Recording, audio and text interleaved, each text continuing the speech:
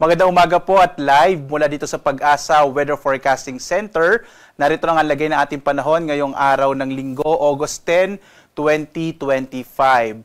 At dito po sa ating latest na mainilabas na thunderstorm advisory, makikita po natin na karamihan po na ating mga thunderstorm advisories ay nasa may bahagi ng Central at Eastern Visayas, ganoon sa ilang bahagi ng Mindanao kasama yung Palawan, at dito sa may bahagi ng Ilocos Norte. So, maaari nyo pong makita yung mga updated na mga thunderstorm advisories, rainfall information, particular na pag bumisita po tayo dito sa panahon.gov.ph. Ito po mga nakikita nyo mga thunderstorm advisories as of 2:45 AM po yan inilabas ng iba't ibang mga regional offices ng Pag-asa sa buong Pilipinas.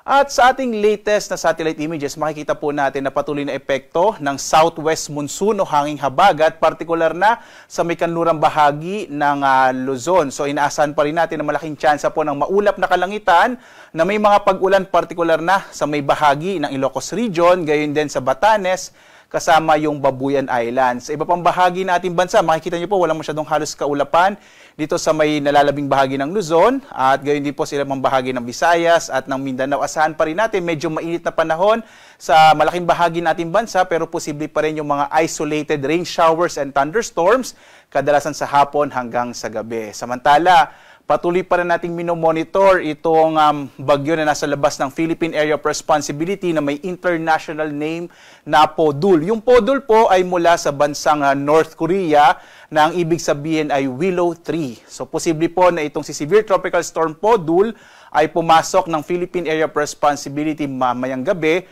o bukas ng madaling araw. Huli po natin itong namataan kaninang alas 3 ng umaga, nasa 1,875 km east ng extreme northern Luzon. Taglay yung pinakamalakas na hangin, nasa 110 km per hour malapit sa gitna. Pagbugso na sa 135 km per hour. Kumikilos pakanluran sa bilis naman na 15 km per hour. So narito po yung latest forecast track ng bagyong Podul. Makikita po natin sa latest track ng bagyong Podul, posible nga pong pumasok ito ng Philippine Area of Responsibility mamayang gabi o bukas ng madaling araw.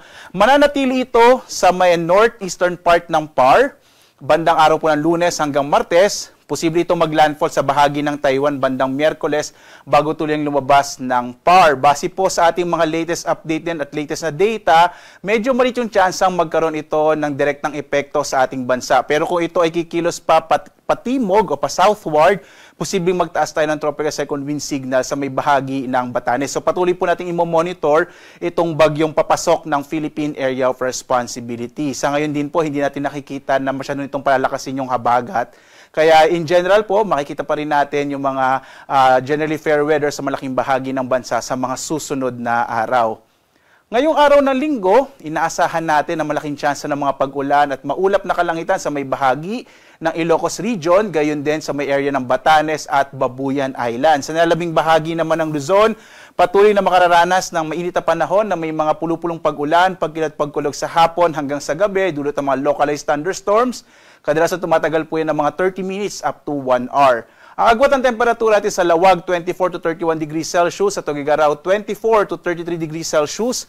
Sa Baguio, nasa 16 to 24 degrees Celsius. Sa Kamaynilaan naman, 25 to 32 degrees Celsius. Sa Tagaytay, 23 to 30 degrees Celsius. Habang sa Legazpi, 25 to 32 degrees Celsius. Dumako tayo sa Palawan, Visayas at Mindanao. Dito nga sa Palawan, inaasahan pa rin natin ang mga isolated o pulupulong pag-ulan, pagkilat, pagkulog, kung saan yung agwat ng temperatura sa Calayan Islands, 25 to 31 degrees Celsius. Sa Puerto Princesa naman, 25 to 31 degrees Celsius. Malaking bahagi din ng Kabisayaan ay makararanas ng mga pulupulong pag-ulan, pagkilat, pagkulog, lalo na sa hapon hanggang sa gabi. Ang agwat ng temperatura sa Iloilo, 25 to 32 degrees Celsius. Sa Cebu naman, 25 to 33 degrees Celsius. Habang sa Tacloban, 26 to 32 degrees Celsius. Bahagyang maulap naman na may mga pulupulong pag-ulan, pagkilat, pagkulog din ang maranasan sa malaking bahagi ng Mindanao, kung saan yung agwat ng temperatura sa Zamboanga nasa 24 to 33 degrees Celsius, sa Cagayan de Oro 24 to 32 degrees Celsius, habang sa Davao 25 to 33 degrees Celsius. At sa lagay ng ating karagatan, wala po tayong nakataas na gale warning sa anumang bahagi ng ating bansa. At ang inaasahan natin, banayad hanggang sa katamtaman na magiging pag-alon o magiging kondisyon ng ating karagatan. Kaya maaaring pumalaot naman yung mga maliliit na sakyang pandagat kahit yung mga bangka sa mga baybay ng ating bansa. Bagamat mag-ingat pa rin po kapag meron tayong mga thunderstorms kung minsan nagpapalakas siya ng alon ng karagatan.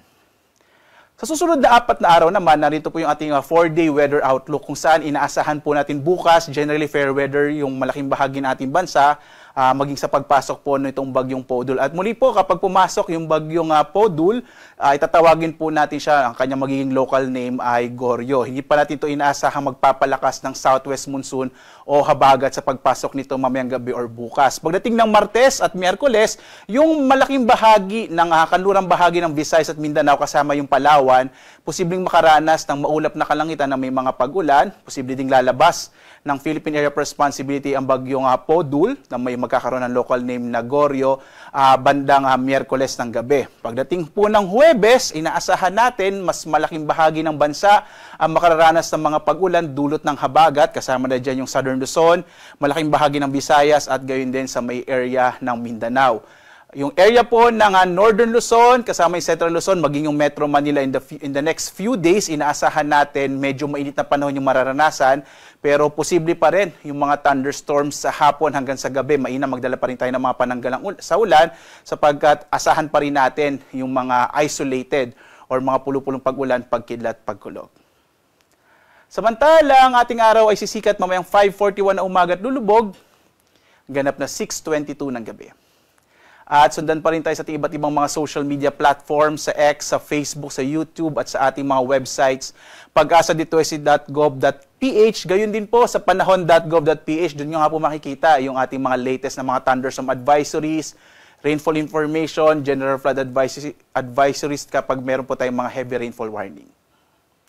At live na nagbibigay update mula dito sa Pag-asa Weather Forecasting Center. Ako naman si Obet Badrina. Maghanda po tayo lagi para sa ligtas na Pilipinas. Have a blessed Sunday po sa inyong lahat. Maraming salamat sa inyong pagsubaybay.